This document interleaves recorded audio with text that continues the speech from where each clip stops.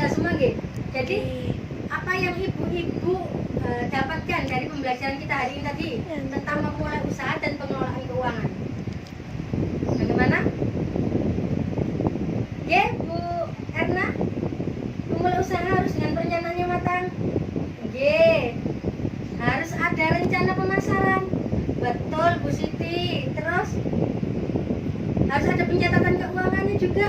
Bagus, Bu Minten. Jadi usaha itu harus benar-benar direncanakan dengan matang ya, Ibu. Untuk selanjutnya saya akan putarkan film agar lebih memperkuat pemahaman kita bersama, Ibu-ibu. Ibu-ibu, dalam membangun usaha, jangan sekedar meniru orang lain. Carilah ide usaha dan kembangkan ide tersebut berdasarkan potensi alam dan keterampilan yang kita miliki. Cari tahu tentang apapun yang berhubungan dengan ide usaha kita, sehingga kita bisa menilai apakah ide itu layak dijalankan atau tidak. Kemudian rencanakanlah keuangan usaha. Kita perlu menghitung dan mencari sumber modal awal dan menghitung perkiraan pengeluarannya. Jangan lupa memasarkan usaha kita. Jualah barang dengan kualitas lebih baik dibanding barang sejenis yang ada. Cari tempat usaha yang strategis, berikan harga yang bersaing, dan berikan promosi yang menarik. Kelolalah keuangan usaha kita. Sisihkan uang untuk modal usaha terlebih dulu, baru belanja kebutuhan keluarga. Buatlah catatan kas harian dan arus kas secara rutin. Nah, ibu-ibu, selamat mencoba. Semoga berhasil. Dalam memulai usaha, ada beberapa hal yang perlu kita perhatikan, ibu-ibu. Jadi kita harus mengembangkan ide usahanya. Kita harus memperhatikan usaha apa yang akan dilakukan. Seperti film tadi, Ibu Lili berjualan ikan segar, nggih. Lalu siapakah target pembelinya? Ibu-ibu yang berbelanja di pasar sebagai target pembelinya. Kemudian bagaimanakah untung yang bisa didapat nanti? Ikan dibeli dari petambak di pagi hari, kemudian dijual di pasar dengan harga jual yang lebih tinggi. Yang selanjutnya, apakah penyebab kegagalan usahanya selama ini?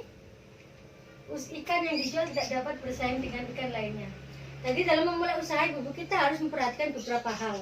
Kita harus melihat kekuatan dan kelemahan usaha kita. Seperti dalam contoh usahanya Ibu Lili tadi, nggih. Jadi harus dinilai kelayakan usahanya.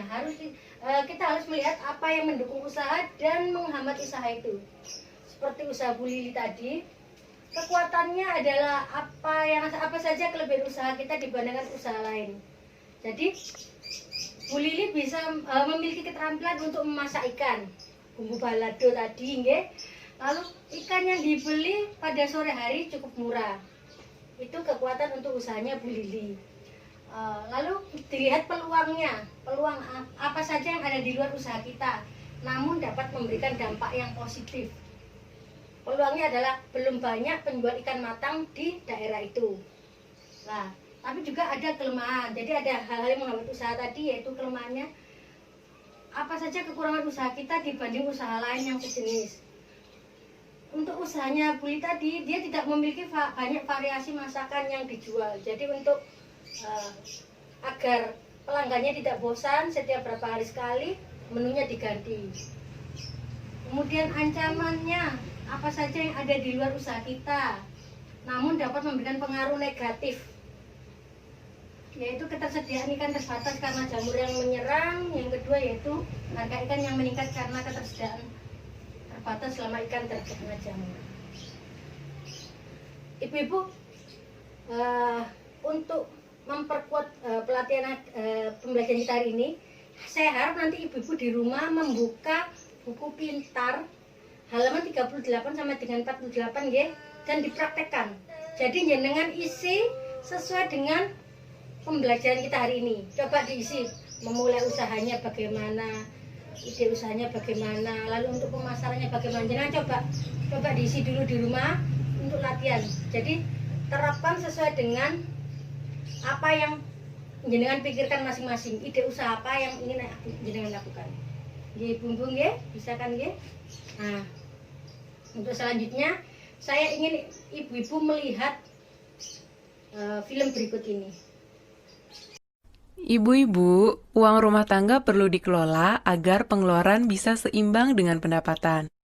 Semakin terbatas pendapatan kita, semakin harus terampil kita mengelola uang rumah tangga. Bagaimana caranya? Mulailah dengan menghitung dan mencatat perkiraan pendapatan dan pengeluaran keluarga setiap bulannya. Kemudian tentukan pengeluaran apa yang termasuk kebutuhan dan apa yang termasuk keinginan. Kurangi, tunda, atau kalau perlu, batalkan keinginan agar pendapatan bisa seimbang dengan pengeluaran. Selanjutnya, buatlah anggaran bulanan, yaitu rencana pengeluaran yang seimbang jumlahnya dengan perkiraan pendapatan dalam satu bulan. Utamakan pengeluaran yang merupakan kebutuhan. Seringkali beberapa anggota keluarga perlu uang secara bersamaan untuk kebutuhan yang berbeda. Bicarakan dan sepakatilah bersama kebutuhan yang harus didahulukan. Dan terakhir, gunakan uang sesuai dengan anggaran yang sudah dibuat. Kita bisa memakai sistem amplop dan membuat catatan kas harian untuk mengendalikan pengeluaran. Nah, ibu-ibu, bagaimana? Mudah kan? Ibu-ibu, keadaan darurat bisa datang setiap saat dan biasanya perlu banyak uang untuk mengatasinya. Kalau tidak punya tabungan, kita terpaksa berutang. Padahal berutang itu besar resikonya dan pengeluaran kita pun membengkak. Jadi, biasakanlah menabung supaya tidak terjebak untuk berutang.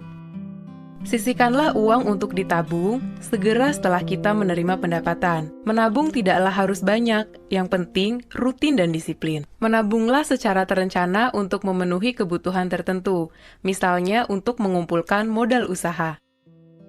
Dan yang tidak kalah penting, pilihlah tempat menabung yang paling menguntungkan kita. Bila kita sampai terpaksa berutang, rencanakanlah utang secara cermat. Pinjamlah uang hanya untuk memenuhi kebutuhan, bukan untuk keinginan. Gunakan tabungan yang ada lebih dulu sebelum memutuskan berutang. Dan sesuaikanlah jumlah utang dengan kemampuan kita untuk membayarnya kembali. Pikirkan juga bagaimana cara kita membayar cicilannya nanti. Bandingkan dan pilihlah tempat meminjam dengan total pengembalian yang paling murah dan sesuai dengan pola pendapatan kita.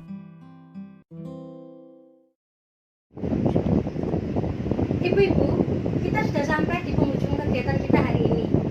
Saya harap nanti ibu-ibu di rumah jangan lupa untuk mengerjakan buku pintarnya yang 3 halaman 38 sampai 48 tadi, agar lebih